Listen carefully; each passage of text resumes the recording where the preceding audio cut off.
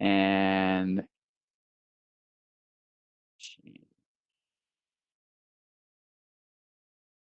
okay. So Dee, are you now the host? Yes. Okay. All right. Well, good morning, everyone. And thanks for joining us for today's Bible study. We are going to continue with the book of Micah, the prophet Micah. Um, and we'll just do a quick review as to what we did last week so that we know what happened. So if you remember, last week, Micah told us a little bit more as to why God is upset with the people. And the first thing is, the wealthy are taking advantage of the poor. And he uses this, awful image of the people literally cannibalizing each other. So he talks about the people were tearing their skin from others, and they were eating the flesh of his people. It was a really graphic image, but it wasn't that they were literally killing and eating each other. It was that the wealthy were devastating the poor with their practices, so that they were, in essence, cannibalizing the people. And then we went on. The next complaint of God was against the false prophets, those who come in and they'll only say that which will keep the people happy and keep the money flowing to them, but they don't necessarily preach the truth. And we talked a little bit about that, about how even today there are preachers out there who preach what people want to hear rather than what God's actual message is. And if you keep the people happy, they'll keep sending you your checks. So it was no different in Micah's time. Then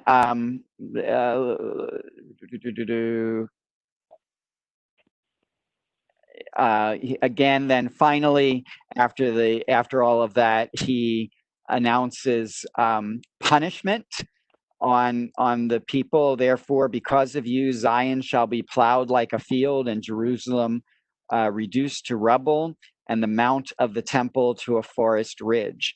And so basically, God says that he's going to destroy the mountain upon which even he lives in the temple. He's just going to destroy it all, plow it under, and the people of Judah and Israel will be punished that way. Then he went on to give a message of hope. And in this passage from chapter 4 all the way through from verse 1 through 5, we realize that this sounded very much like the prophet Isaiah. And in fact, there were parts of it that were word for word the same message that Isaiah delivered. And we discussed how Isaiah and Micah were contemporaries. So it's possible that Micah stole the message from Isaiah, or Isaiah stole the message from Micah, or they both stole it from somebody else. But it actually helps reinforce the idea that these two folks were contemporaries and had access to what each other was saying. So that was pretty cool. And again, the promise was that Zion, or Israel, the people, would be the source of ultimately all the nations coming to God, and everybody being at peace, them beating their swords into plowshares and their spears into pruning hooks, and there would not be war anymore. So this is a great promise of God at the end of time. All of the people will be able to live together in peace, And again, we discussed, notice how God does not expect everyone to become Jews, but that they would all come to God because of the witness that the Jews gave about God. So, unlike Christianity, which has a long tradition of proselytizing and conversion of people, Judaism, while you can convert to Judaism, that is not as big an element of their faith tradition. They're much more your obligation of a Jew is to be a faithful witness to God, and through your faithful witness, other people will come to do what is right. And that will bring us to verse 6. So any questions so far of what we've already discussed? No, I'll take that as a no. All right, so let's pick up with chapter 4, verse 6. And who would like to start reading? And we have a caller in that's not identified before you start. Okay. All right, this is Karen, I'll start. Well, wait a minute, Karen, before you do that, before you start, Karen, who just called in? I called in again, Father Carolyn Rice. Okay, good. I was worried about what happened to you. So that's... Yep, I still couldn't get it, so I have to listen to you right now. Okay. Okay, Karen Bowens, were you going to start to read? Yes. On that day, oracle of the Lord, I will gather the lame, and I will assemble the outcasts, and those whom I have afflicted. I will make of the lame a remnant, of the weak a strong nation. The Lord shall be king over them on Mount Zion, from now on and forever. And you, O tower of the flock, hill of daughter Zion, to you it shall come. The former dominion shall be restored, the reign of daughter Jerusalem. Okay, let's stop right there. And let's go back to make sure we understand what the prophet is saying. So the first thing I want to point out is on that day. What day is it? What is that day?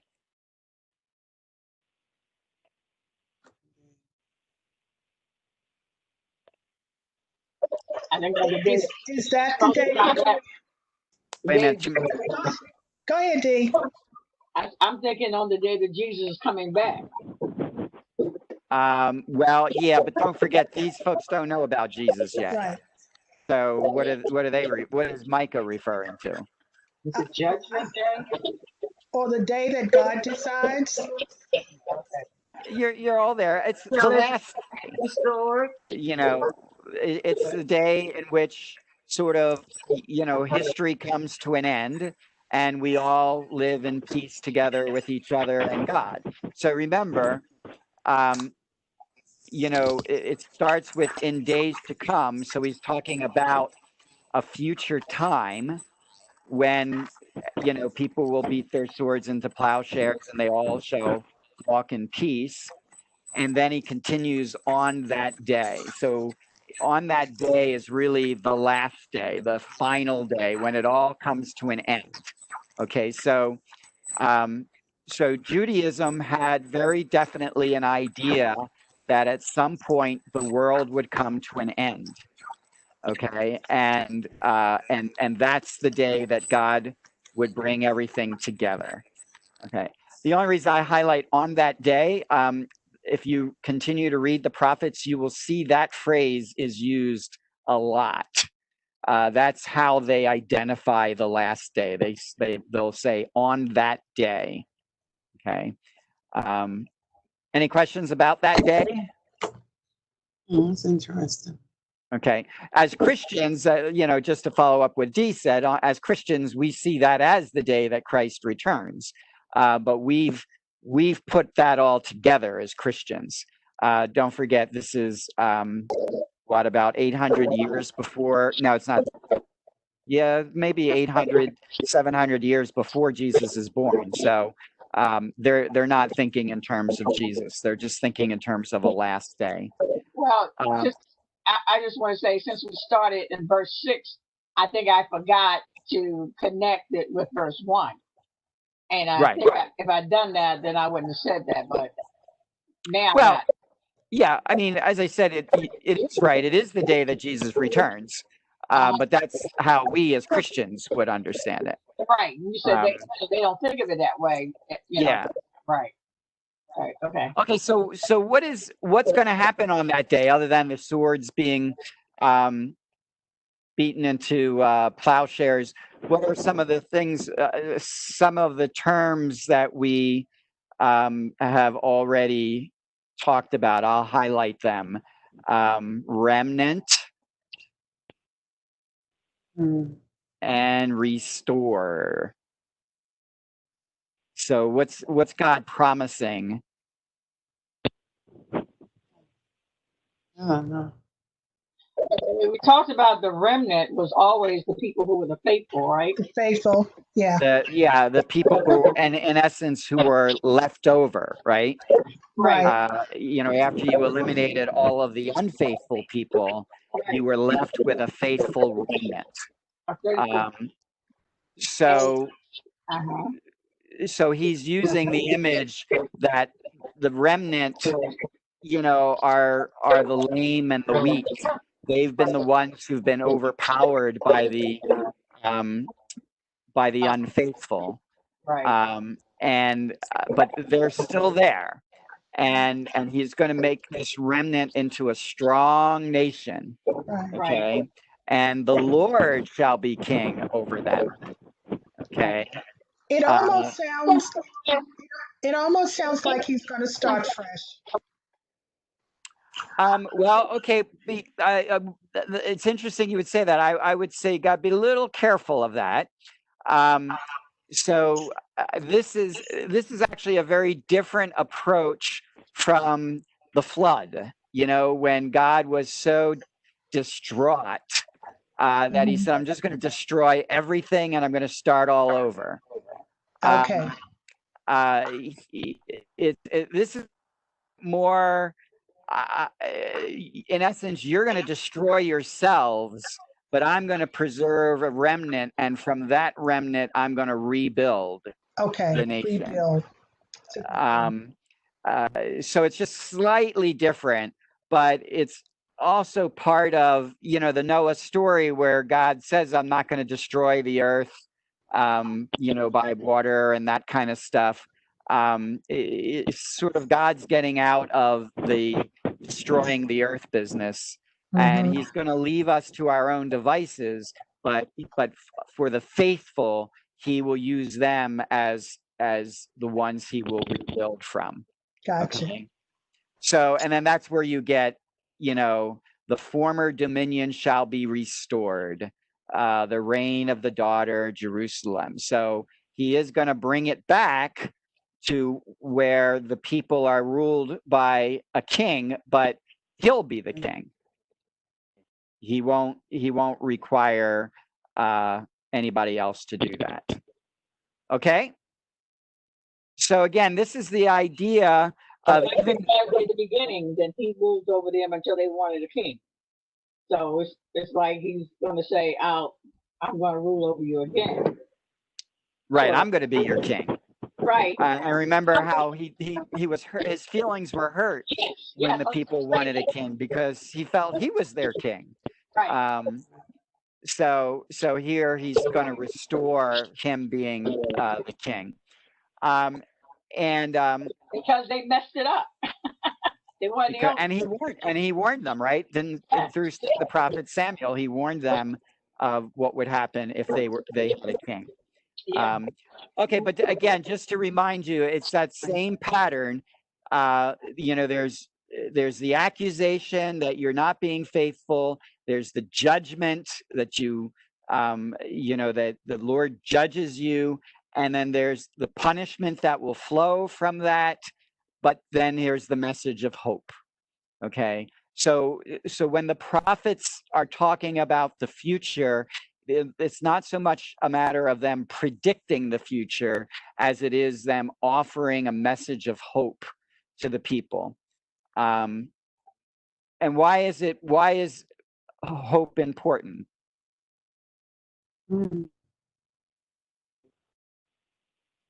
Hope helps you to move on, helps you to keep going, and not give up. Right, to move forward. This is the end. Well, I might as well just lay down and die. Nothing to look forward to. So right. hope keeps me praying. It keeps me strong. Keeps me going. So I think that's why, even though all this is going to happen, but at the end of this, it's going to get better. I just got to go through this, but it's going to get better at the end. So we all need hope to keep going. And there's something to look forward to. Yes. Yeah. And it's significant. Now, remember the timing of this. Has the destruction happened yet? No. Not yet. Not yet. No. So it's important to realize that God gives them hope even before the destruction happens. Right. Okay, even before they enter the difficult time, so that when that difficult time comes, they'll be able to push through it. And that's where you get this next image. So Karen, if you want to continue with verse 9. Okay. Now, why do you cry out so? Are you without a king?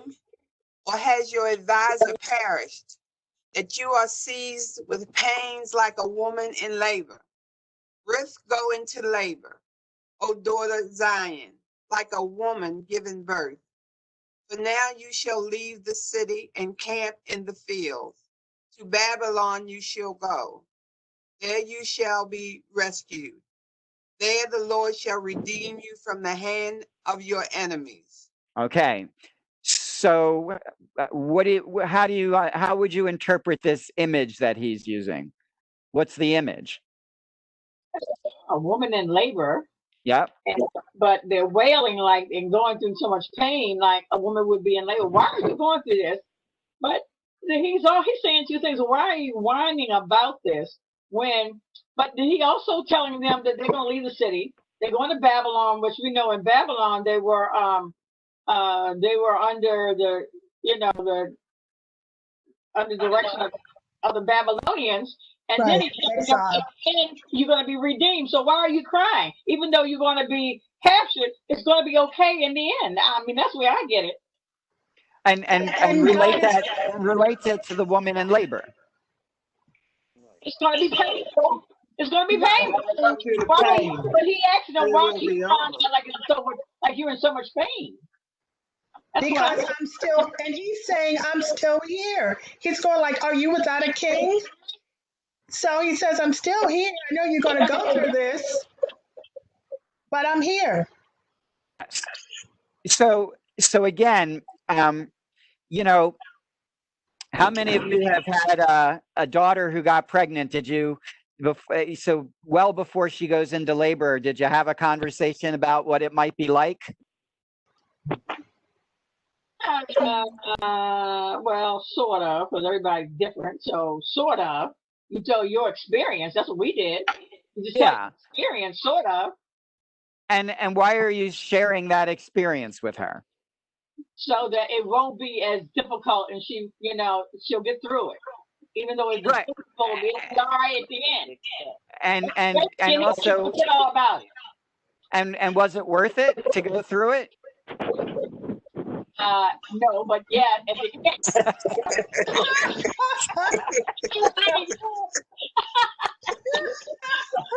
Pain is pain. That's the words to use. Was it all worth it?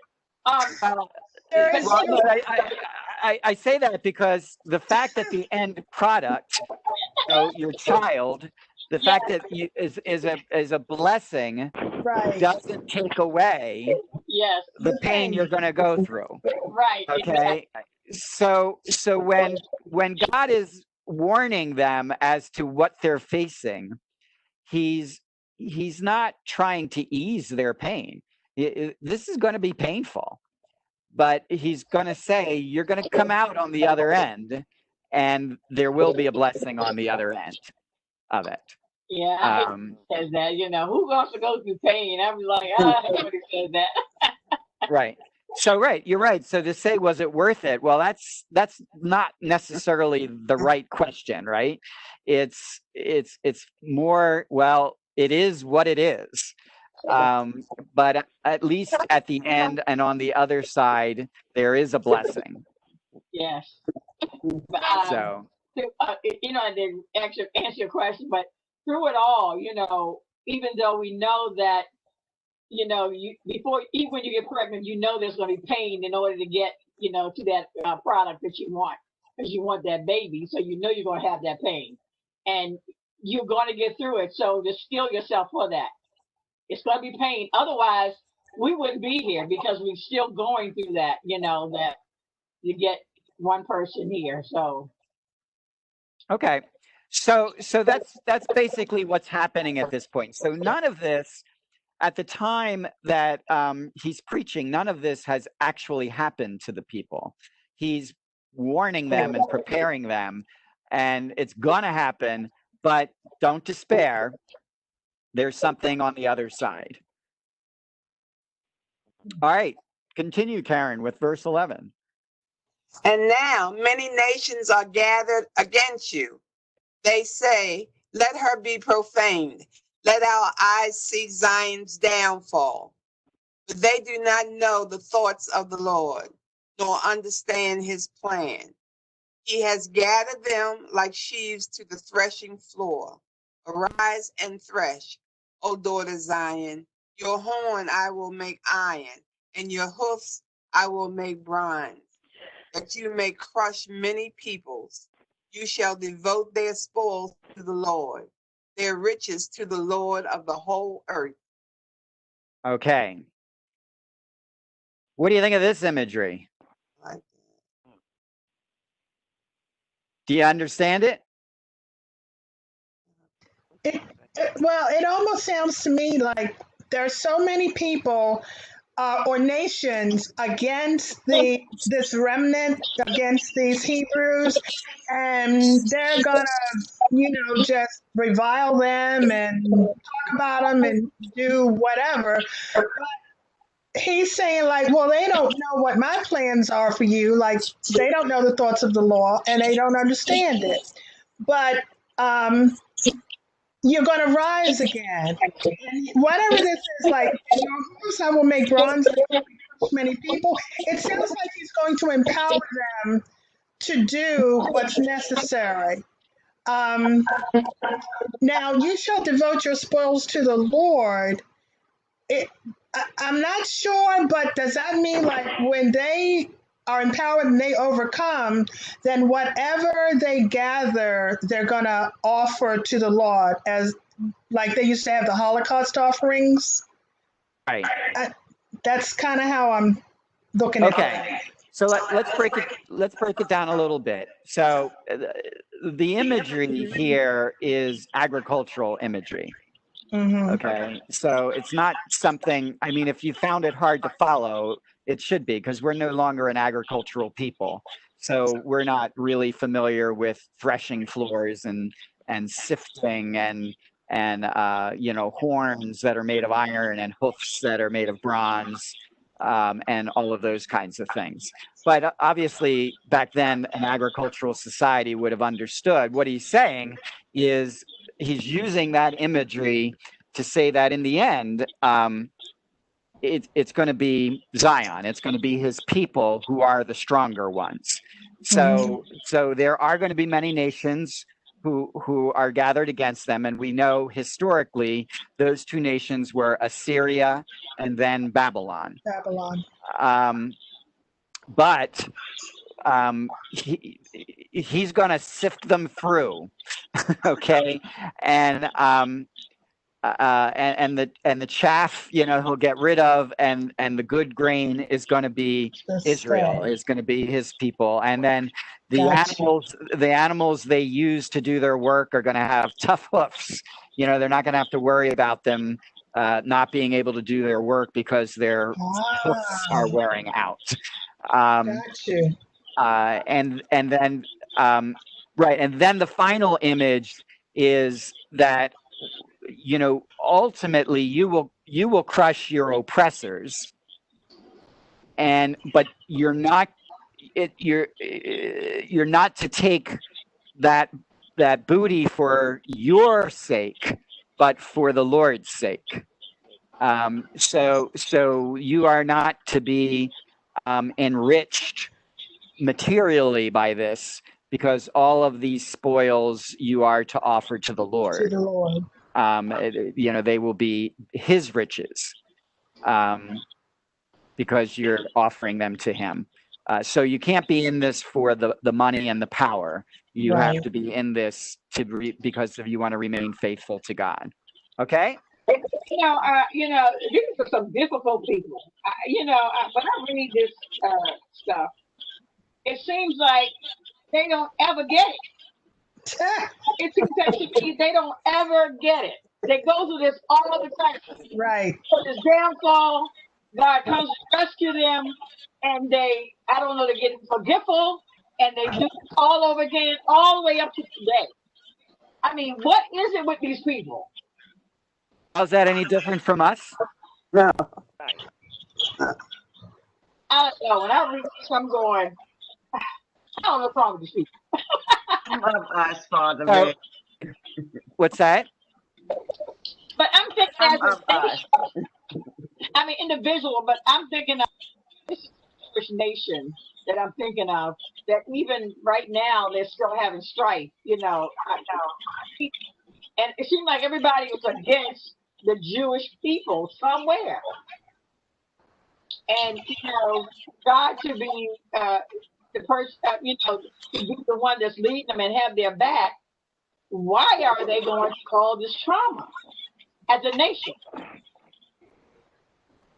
Okay. Pat, were you going to say something? Pat Brooks?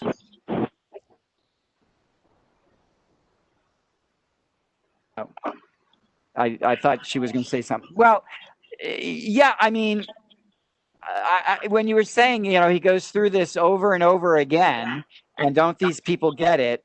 Can you place yourself outside of the United States and look at the United States?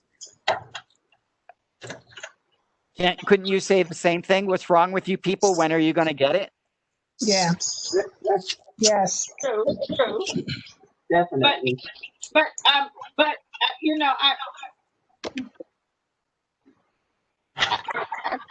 know. I was thinking of, the Jews to me are a nation among themselves. We talked about that before. They're a nation among themselves. And all the other nations, we are a selection of nations of people. I'm sure, we are just as bad as they are, but as a chosen people, to me, it just seems like they're always in some kind of stress or some kind of trauma that they're going through, that God has to rescue them for as a group of people. That's all I'm saying. Okay. I mean, I guess I'm just wondering, aren't we all kind of thick in the head? Yes, we are. And yes, we are. You could say the same thing. I mean, we're a Christian nation, and yet, just look at the history of slavery, and the up and down and the back and forth, and here we are, 400 years later. I mean, I still, when the George Floyd stuff broke out, and we had a youth group meeting, online. Valerie was there. You'll remember, Val, where I think it was Kyle who said, when are these folks going to get it? It's like we've been doing this for 450 years. I mean, this is a teenager, folks. And he's absolutely right. When are these folks going to get it? And it's the same thing here. And the prophet, I mean, those of you who have dealt with the public know that you have to say the same thing 3 different ways in order for people to get it. And then even then, there's going to be a group of people who don't get it. Because we're not real good listeners. We don't pay attention. Because we all have our own agenda. You know, if your agenda, if your agenda falls in line with mine, then we're okay.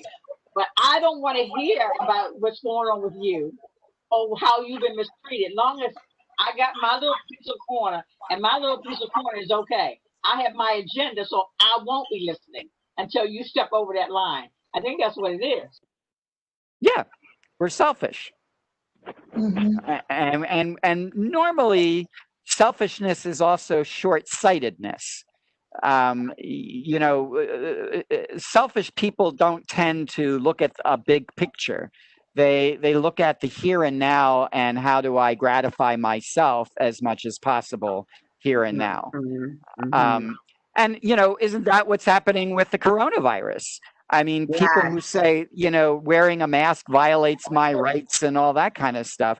They're certainly not taking the big picture of, in the long run, the number of people who say, they're keeping the economy healthy is dependent on keeping the people healthy. And so there's not a conflict between trying to work on public health first so that in the long run, the economy will be better. Because you got to see the big picture. But when you're just kind of looking at how it's affecting you, you don't see that. So that's all that's happening here. I mean, so like this is like the 3rd time in Micah we've gone through this, right? So then he concludes, Karen, why don't you read the concluding paragraph? Okay. Now grieve, O grieving daughter. They have laid siege against us. With the rod they strike on the cheek the ruler of Israel. Okay, so he just kind of concludes that, get ready to start your grieving now, okay, because this is coming, and it's going to hurt, but you'll get through it. But wouldn't it give you anxiety if somebody come to you all of a sudden and tell you, hey, you're the point of the world going to end and you're going to be overruled? It's like telling us that China's coming over here and taking over. And I would be in such anxiety and he's telling what's going to happen in the future. But wouldn't that give them anxiety, or are you saying that's going to make them act right? He's telling them that they're going to be conquered. Yeah, no, I mean, I don't. I mean, I think he's warning them that this is coming, and it's going to be bad, and it's coming because of your failure to do what was, to be faithful. If you'd remained faithful, your country would have been in better stead than it is right now. I mean, again, not to overplay it, but let's go to the coronavirus. There were groups of people at the very beginning, right, who said, this is going to be bad, folks. Dee, there's a lot of background noise. Can you look at there were folks at the very beginning who were saying, this is going to be bad, and it's going to be really bad. And, in order to get through it, we're going to have to do X, Y, and Z. And how did that message go over with some folks? In one ear and out the other. Well, look at the Trump administration first. At the beginning, he downplayed it. And, right. And said it wasn't going to happen to us. It's going to stay across the pond. It was going to stay across there. It wasn't going to happen to us. And even though when it started happening, they downplayed it. And they're still downplaying it right now by doing all the stuff he's doing, like opening schools, don't want to test, don't want to talk about it, those kind of things. He's in denial. So you're telling me that when Michael is speaking, people are in denial. So they won't be going through that anxiety I'm talking about because they don't believe it. And just like some people believe that the virus today, even though thousands of people don't got sick or died, they think that it's still a hoax. I've heard that. So I'm assuming now to put this together that these people are thinking that Micah Party is crazy and this is a hoax too. So it's like when we got Dr. Fauci, now he's just crediting this doctor that used to be on his team. Now he's being discredited because now he's like Micah telling us it's going to get bad. It's going to get bad, but we got the other side telling us don't believe what he's saying. Absolutely. I mean, we don't like bearers of bad news, and so when someone is telling us bad news and we don't want to hear it, we go into, like Dee said, we go into denial. We start attacking them. We say, they're the ones who are crazy, and all of those things. And so it's really no different. I mean, I don't want to make too much about the coronavirus as being something from God and all that kind of stuff, so we're not exactly the same context. But the dynamic of pushing against someone who's giving you bad news is very much alive today as it was. This is now almost 1,000 years ago when Micah is preaching this message. People don't want to hear bad news. I got it now. I got it. I understand what he's doing now. Okay, so let's move on, and we're going to get to another one of the famous passages in Micah. Who wants to begin reading chapter 5, verse 1?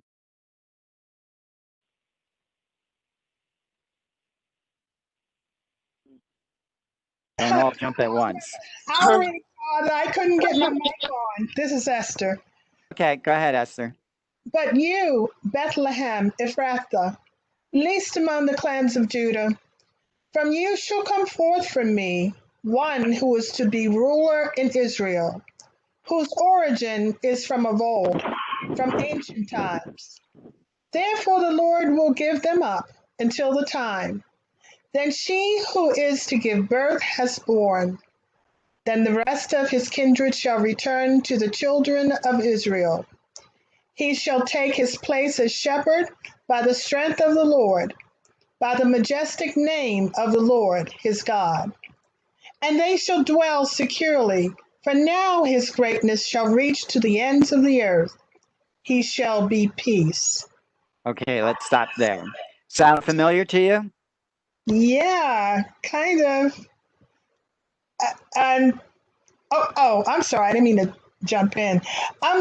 It sounds like a messianic prophecy. That's exactly what it is. Yeah. The thing that kind of hit me when it said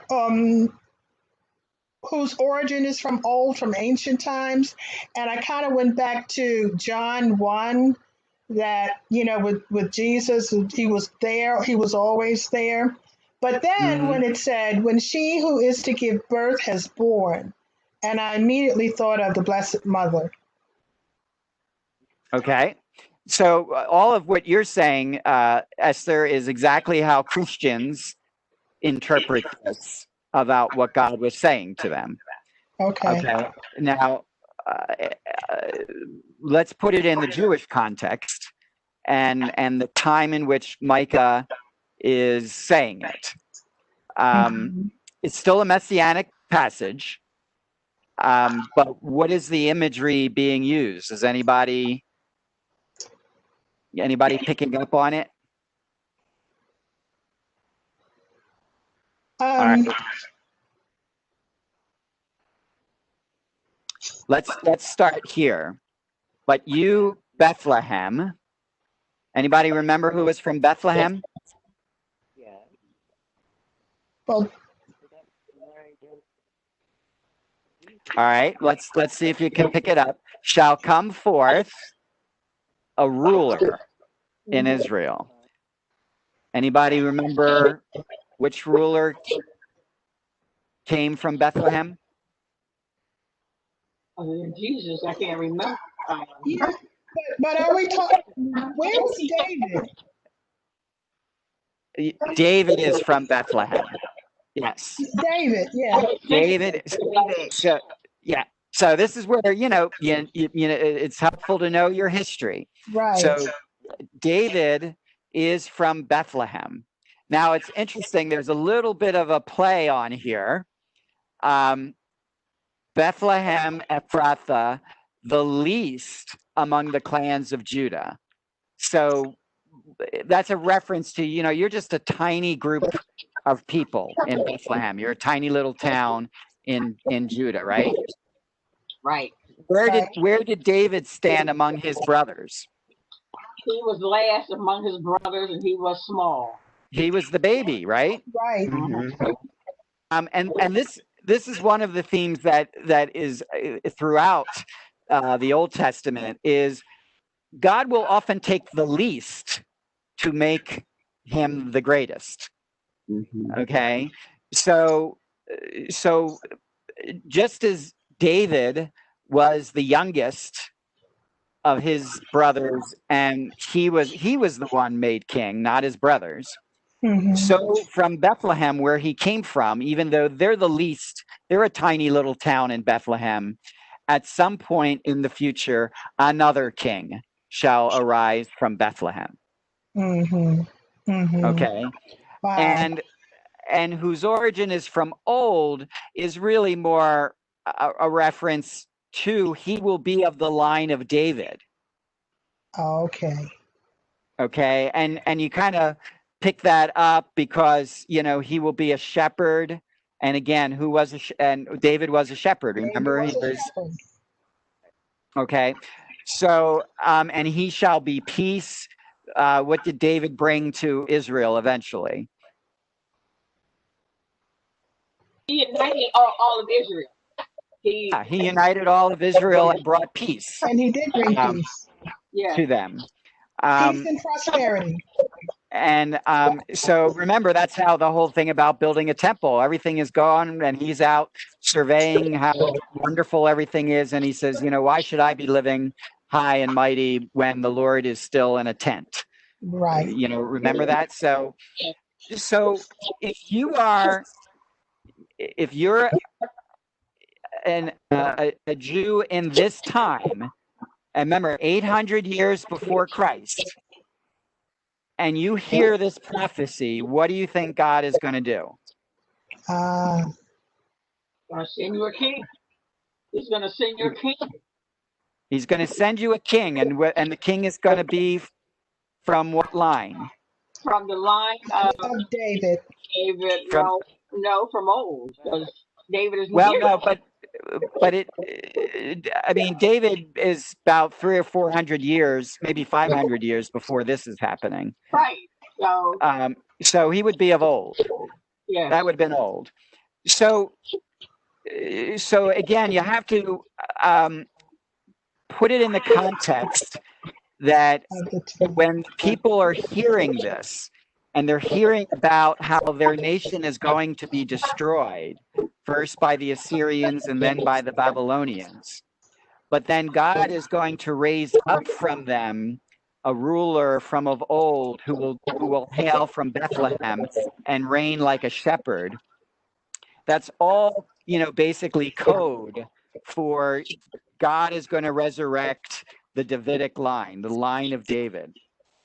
Remember, God made that promise to David, didn't he? Yes.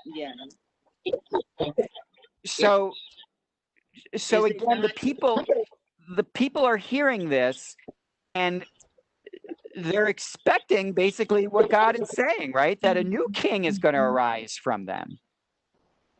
And it'll just be like a continuation of the old kingdom. Well, you said this is 400 years before David? This is several hundred years after David and about 800 years before Jesus. Oh, so this is Micah. David has already been here. David's come and gone, yeah. Oh, okay. So, it's different. Now I got to see this differently. So So this is the prediction of Christ. And if David's already been here, then then this ruler will come from the line of David. Is that what you're saying? Yes. All right then. Okay. Okay. So yeah, I mean, just again to review real quick. Remember, David unites all of Israel, right? The 12 tribes. Right. And they're all one nation. And then who is David's son? Solomon. Yeah, so right. And is there a smooth transition from Solomon to his son? No. Right? Okay. And the brothers start battling with each other. Yes. And that's when the kingdom splits. Yes. You have the northern kingdom and the southern kingdom. Yeah, you can't trust those children, I tell you. So this is long after David and Solomon. This is, hundreds of years of kings who have mismanaged Judah and Israel. And now these prophets are coming and saying, enough. Now you're going to be destroyed. And that's eventually what happens, right? The Assyrians destroy the north. The Babylonians destroy the Assyrians. The Babylonians destroy the south. Mm-hmm. So, but yeah, I mean, you have to remember when the people are hearing this, they're hearing it as a promise to keep in the line of David. Okay. Now, why else is this passage famous? Where else do we hear this passage quoted in the New Testament? Where do we hear it? Let's see. Well, I guess it's Matthew or the birth of Jesus when they talk about when they talk about the birth of Christ. Okay, it is Christ. This is an answer to somebody's question. I got it. Who asked a question, and then the king gathered his scribes and his scholars. Oh, are you talking about the wise men when they came? Exactly. Exactly. So remember, the wise men come following the star. Right. They go to King Herod, and they say, "Where is the newborn king of the Jews?" Right. He saw his star at its rising. And King Herod is troubled, and all Jerusalem with him. And why is King Herod troubled? Because there's a new king who is arising. Yeah. And so he gathers his scholars and he says, "Where is the newborn king of the Jews to hail from?" And they read him this passage. "But you, Bethlehem Ephrathah, least among the clans of Judah, from you shall come forth for me one who is to be ruler in Israel." Okay, so he sends the wise men to Bethlehem, and he wants to know, tell me when you find him so I can honor him. And is he going to honor him? No. He's going to kill him. So again, this passage is famous because it was actually quoted in Matthew's gospel as where the Messiah would be born. Okay, and even King Herod, right? King Herod is afraid that this is going to be a real king who rises and knocks him off the throne. Right. Okay. So that, yeah, you kind of have to appreciate that's really, when we talk about a Messiah, that's what the expectation is that God's going to raise a king, and it's going to be a real king from a real place, part of God's real promise to David. Wow. Okay. Right. Let's continue. Okay. Sir. If Assyria invades our country and treads upon our land, we shall raise against it 7 shepherds, 8 of royal standing, They shall tend the land of Assyria with the sword, and the land of Nimrod with the drawn Wait a minute, sword. Dee, can you check? I'm getting a lot of feedback, a lot of background noise. I'm looking. I don't see anything moving but Esther and you. I don't see anything else. Okay. Go ahead, Esther. I'm sorry. That's okay. They shall tend the land of Assyria with the sword, and the land of Nimrod with the drawn sword. They will deliver us from Assyria when it invades our land, when it treads upon our borders. Okay. So well, we'll just quickly go over this. One of the things that is very typical in the Old Testament, that if you kind of can remember this, you'll see it happen several times. And it's this line here where it uses one number and then immediately follows it by the next number. So we shall raise against it 7 shepherds, 8 of royal standing. All right, this is a way of the Hebrews, it's a poetic way of saying innumerable amount, an unlimited amount. So one thing I ask of the Lord, only 2 I request, right? Remember that in that's what, the Psalm 27? Yeah, Psalms. Yeah. He's really saying, I got a lot that I need from the Lord. So that pattern of using a number and immediately following it by the next number is a way of poetically saying innumerable. So basically what's happening here is it's a message to the southern kingdom. Assyria will invade the northern kingdom and will try to invade Judah, the southern kingdom. And Judah will be able to send all of its army against it and withstand the invasion. And they will deliver us from Assyria when it invades our land, when it treads upon our borders. Okay, so it's a recognition that Judah is going to be able to fight off Assyria. It's going to be Babylon who it can't fight off, but we're not. But right now, this is about Assyria. Well, okay. I understand these people understood that language. I'm really glad because I was thinking, oh, who are these 7 shepherds and 8 royals?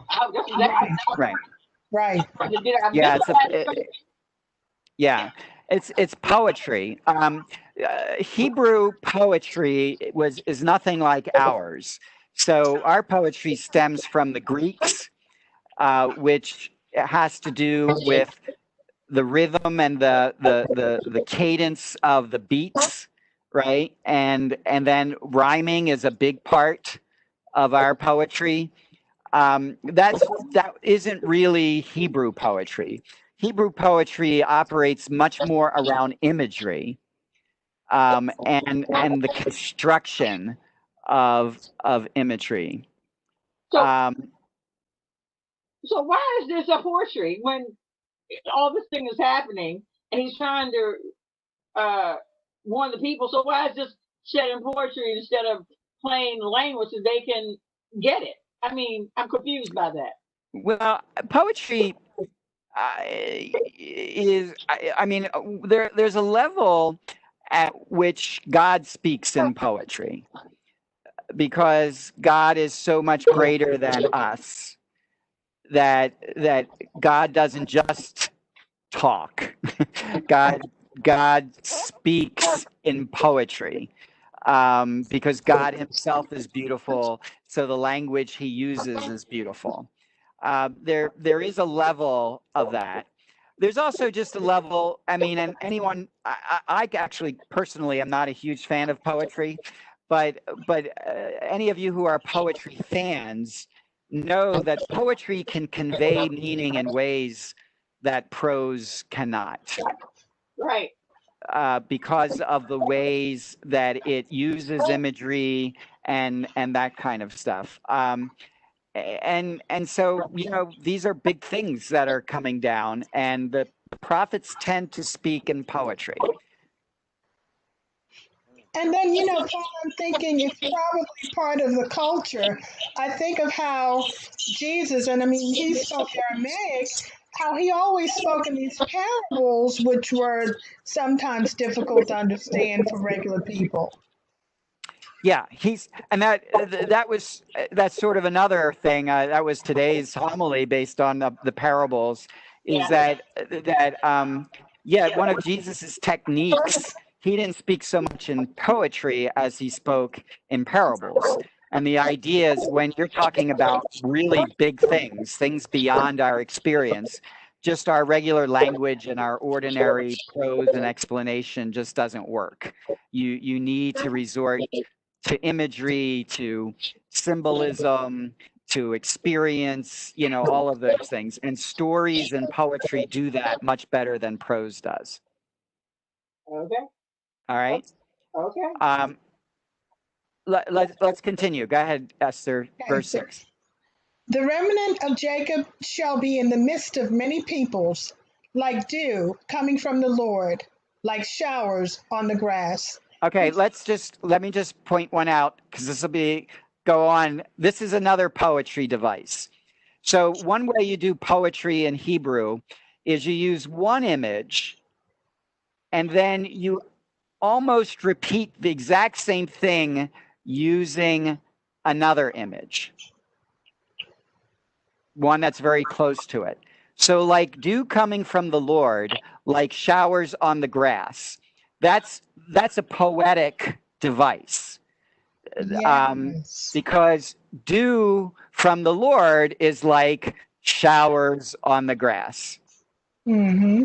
Okay, so that's how the Jews did poetry. And if you really think about it, when you read poetry, it's going to come up. It's one image, and then the very next line is another image that's very close to it. It's almost like a restatement using another image. So start again from the remnant of Jacob. And I want to say, Paul, this is really helpful for like when we're reading scripture or whatever, trying to interpret what the scripture writing is saying. I never realized this before. This is amazing. Okay. If you read the Psalms, you're going to see this pattern all over the place. And if you realize this is how they did poetry, it's beautiful. To realize the deliberateness with which these images are being used. So go ahead. Okay. The remnant of Jacob shall be in the midst of many peoples, like dew coming from the Lord, like showers on the grass, which wait for no one, delay for no human being. You got it? Which wait for no one, delay for no human being. Right. See the pattern?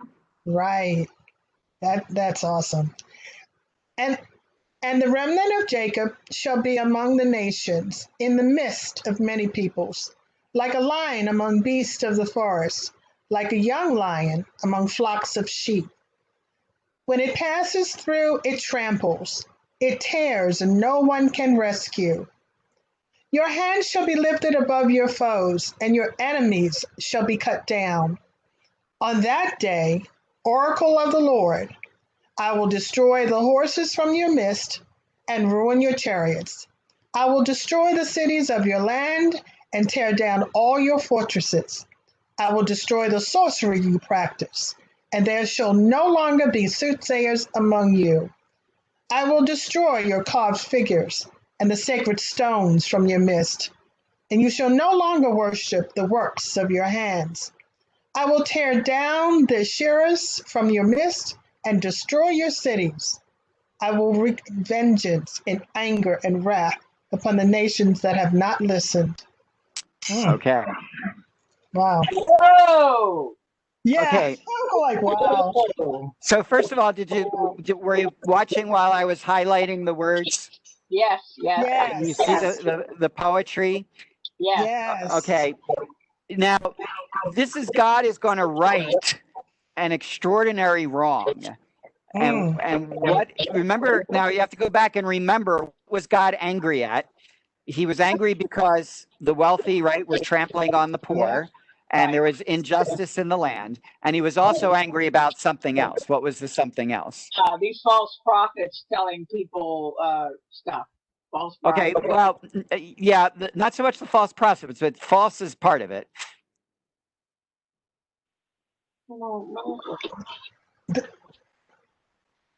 The people were what? The people were worshiping false gods. False idol, right? False gods. Okay, and this is now how God is going to right all of that.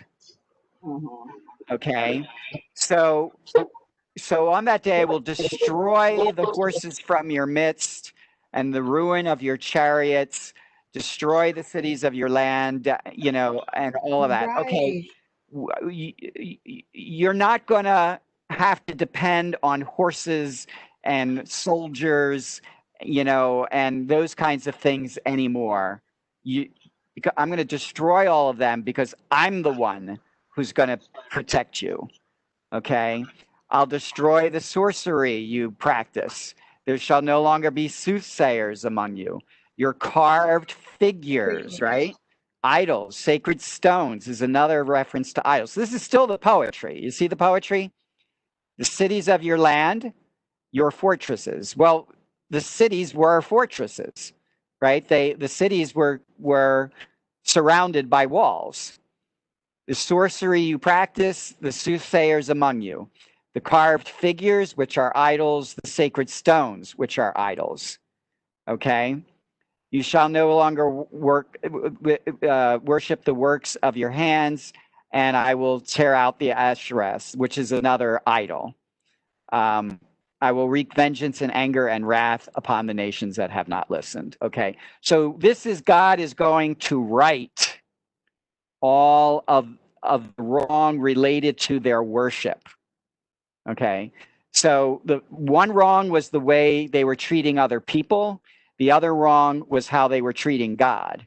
And this is how God is going to right that. He's going to destroy all of the practices that were abhorrent to him. Okay? Still there? Yes. Oh, okay.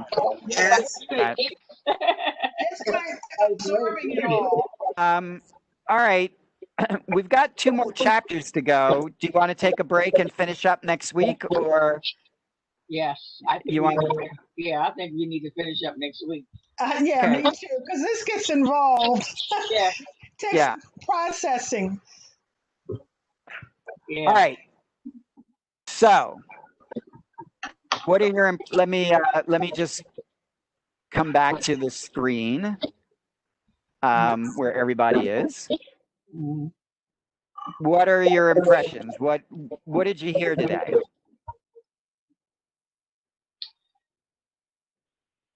Let's see here. I'm on muted everybody so they can speak. I unmuted everybody so they can speak on their own. Okay. Anybody have any questions or anything? I mean, what did we learn today, folks? Well, I learned that I learned a lot of different was very interesting that how I was able to understand that and how he got his message across. So I thought that was very interesting. That we the poetry at the time, particular time, and it was understand it. They understood what they were talking about and how they were saying one line relates to the other, and so it was very enlightening to me. I think Esther too. Enlightening. Yes. Yeah. Yeah. English teachers. Yes. No, I didn't teach English. I mean, when I learned about that and how Hebrew poetry worked, it actually it really makes reading the poetry fun, because you'll see how it's at work. I used to think that it was about rhythm, and that, if I heard it in Hebrew, I used to think that it would rhyme. Right. If you go to a synagogue and being sung in Hebrew, there is a level at which it's lyrical, it doesn't rhyme, and there isn't the same way there is in our music. And then you realize, but that's not how they did poetry. So from now on, try that. It'll be a lot of fun when you read the Psalms. Read the first line and then see how the second line is a restatement of the first line, but slightly different. Right. Okay. And then that other technique of referring to either infinity or innumerable or uncountable, you have one number followed immediately by the next number. Oh, yeah. And and you say, well, which is it? Is it 6 or is it 7? Is it 1 or is it 2? Well, it's neither. It's lots. Yes, that was interesting too.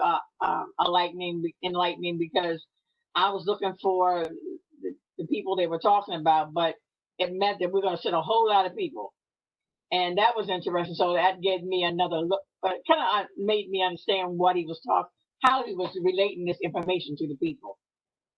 Right. A lot of them coming to revenge you, or there'll be a lot of them coming to destroy you. So right. Made it different. Yeah. It made you understand what you're saying. Right. Because for me, it was like processing on two different levels. I was looking at the substance of what Micah was saying, but also looking at, and as you said, the enlightened, but also looking at scripture in a different way. So now that when I read it, I have all these cues that will help me understand it better. So, this was an amazing session, I think, today, because it really helped on so many different levels. And not saying how, because we don't know how God thinks, but Micah's interpretation of how God is going to turn this Hebrew nation around. It's like, I'm going to do this, I'm going to do that. And then, like you were saying, Father, from weeks before, how he has the prophets have this pattern of accusation and the punishment and all this stuff leading to hope. So when I read now, I'm going to be reading from a different perspective and sort of framing how I look at scripture and interpret based upon everything that we learned today. And I'm like you, Dee, with that number thing, didn't have a clue. I had no idea that meant multiple numbers. So it's going to be my scripture reading going forward is going to be changed. To say the least. But it also it was telling us how we have we have disrespected God in that when he was talking, especially in that last passage, how we never think about how God feels. When he was talking about how he going to destroy all these things, but he was talking about how they really have hurt his feelings by doing he's done everything right by them, but they have really hurt his feelings by worshiping all these gods, but also turning their life over to what's popular, like we do today. Like we do today. We forget about the things that God has taught us. This is what everybody else.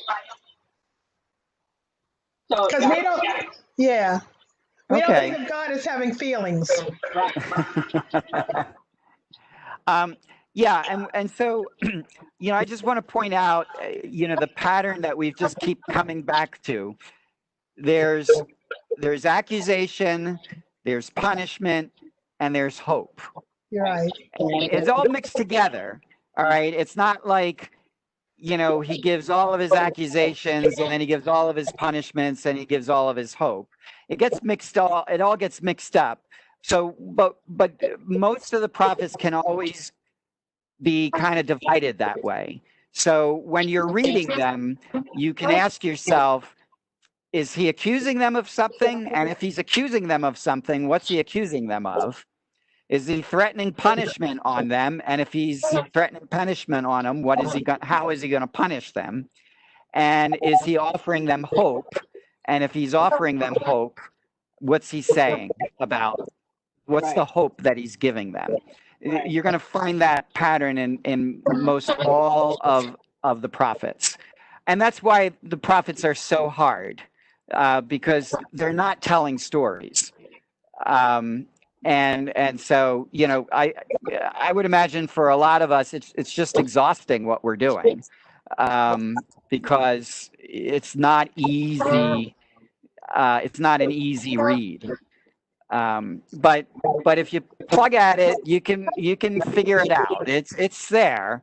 But I just keep saying, when we go again tomorrow, next week, get Micah and read it again. Just keep rereading it. It's not a long book, and the more you read it, the more you get used to the language, the more you see the patterns, the easier it's going to be for you to understand what's going on. Okay, so that's just all I would say. So we'll finish up Micah next week. All right, so Dee, you want to send us out? Send us out in prayer. Oh, I'm gonna. Oh, Dee, could you stop the recording first?